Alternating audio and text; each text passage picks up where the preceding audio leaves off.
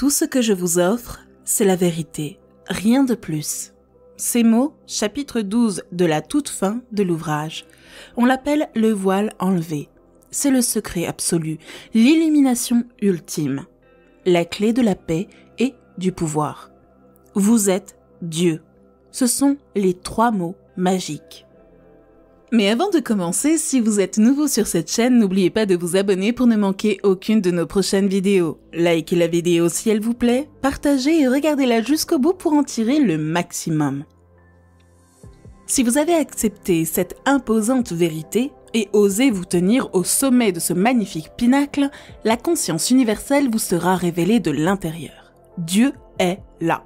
C'est lui qui se cache derrière vos yeux, qui est votre propre conscience, qui est votre être même. Vous n'êtes pas seulement une partie de Dieu, vous êtes pleinement Dieu et Dieu est pleinement vous. C'est une chose effrayante pour beaucoup de gens. Nous n'avons pas été élevés pour croire cela. Je ne dis pas que vous devez aller dans le monde et dire « Excusez-moi, mais vous savez à qui vous parlez ? Je suis Dieu. » Et la raison pour laquelle nous rions est que nous pensons que Dieu est le Dieu que nous avons créé à notre propre image.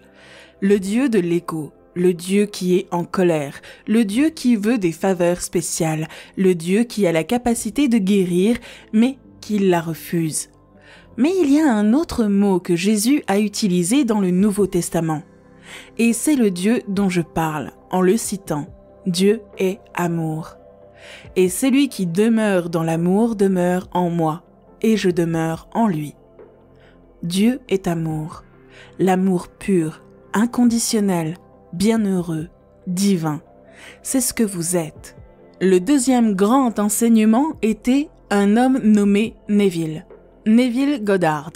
Décédé en 1972, a donné des conférences en Californie, en particulier dans la région où il a lu son livre « Le pouvoir de la conscience ». Je l'ai donné 7 fois à chacun de mes enfants à Noël. Il y a quelques années, et ils m'ont appelé pour me dire « Papa, c'est génial, mais je ne le comprends pas, c'est un peu lourd ». J'ai dit « Eh bien, alors peut-être que c'est une partie de mon Dharmos qui le rend un peu plus clair. » Et au chapitre 27, le dernier chapitre de son livre, Le pouvoir de la conscience, il est dit ceci. Dans toute la création, dans toute l'éternité, dans tous les domaines de votre être infini, le fait le plus merveilleux est celui qui est souligné dans le premier chapitre de ce livre. Vous êtes Dieu. Vous êtes le « je suis qui je suis ». Vous êtes la conscience, vous êtes le créateur. Tel est le mystère.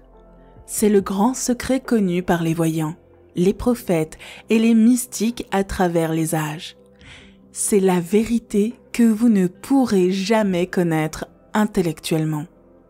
Si vous voulez comprendre quelque chose intellectuellement, vous devez l'analyser, trouver une formule, l'étudier, consulter d'autres experts à ce sujet et arriver à une conclusion.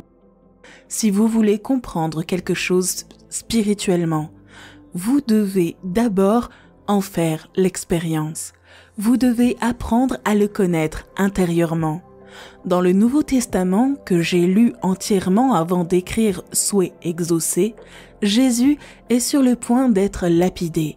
Et il dit « Pourquoi me lapidez-vous » Et ils disent « Parce que tu blasphèmes. Tu es un homme et tu prétends être Dieu. » Et Jésus répond « N'est-il pas écrit dans vos lois que j'ai dit que vous êtes tous des dieux ? Nous sommes tous des dieux.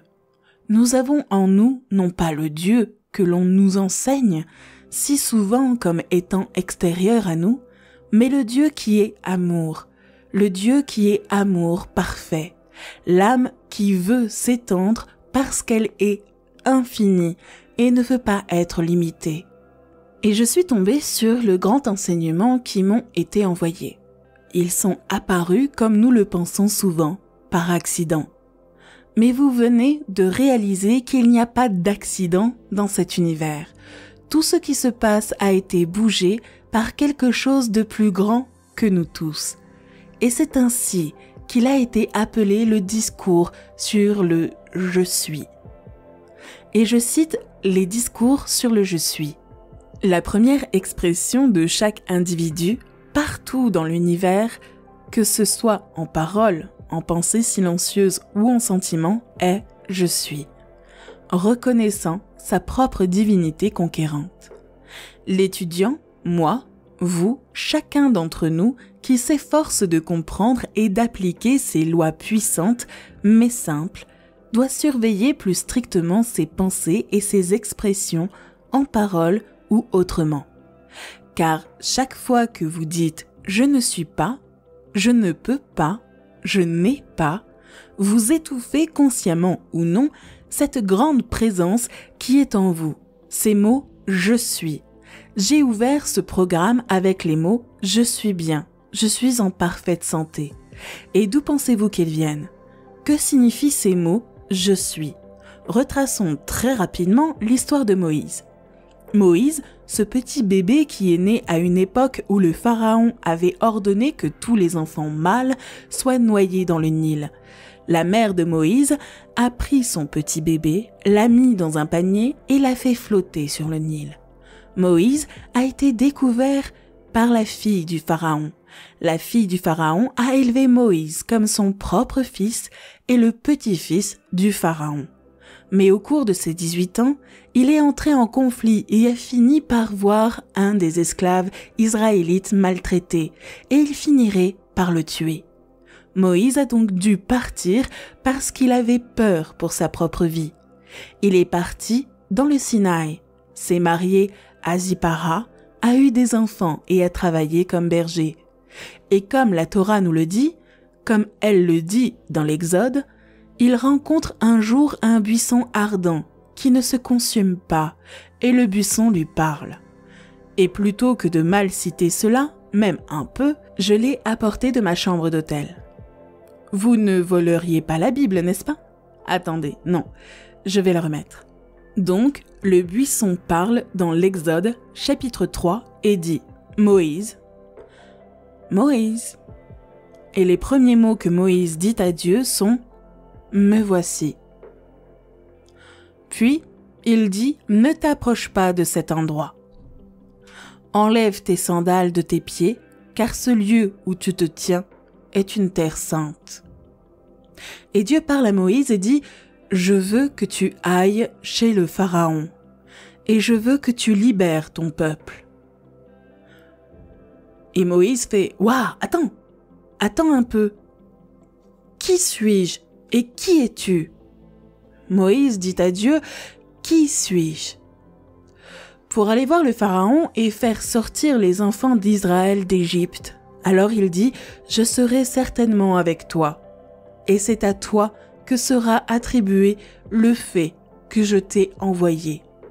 Lorsque tu auras fait sortir le peuple d'Égypte, tu serviras Dieu sur cette montagne. » Moïse dit alors à Dieu « En effet, lorsque je viendrai vers les enfants d'Israël et que je leur dirai « Le Dieu de vos pères m'a envoyé vers vous » et qu'ils me diront « Quel est son nom ?» Que leur dirai-je? Et Dieu dit à Moïse « Je suis qui je suis. » Et il dit « Tu diras ainsi aux enfants d'Israël « Je suis m'a envoyé vers vous. Tel est mon nom pour toujours, et tel est mon mémorial pour toutes les générations.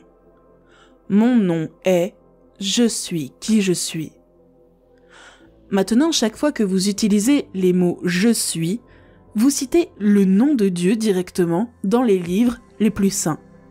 Et chaque fois que vous dites les mots « je suis faible »,« je suis pauvre »,« je suis malchanceux »,« je suis malheureux »,« je suis malade »,« je suis incapable d'attirer dans ma vie ce que vous voulez », vous profanez le nom de Dieu. Dieu n'a pas dit « je serai ».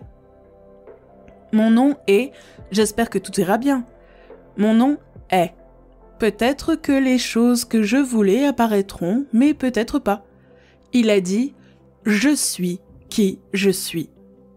Vous devez être conscient de la façon dont vous utilisez ces mots « je suis ».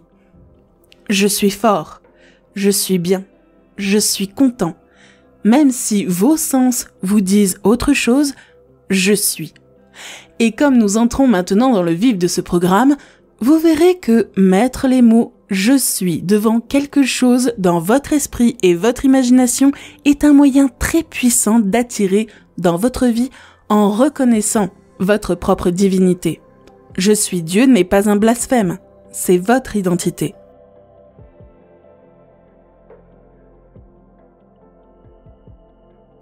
Merci d'avoir écouté et à bientôt sur Espace Motivation.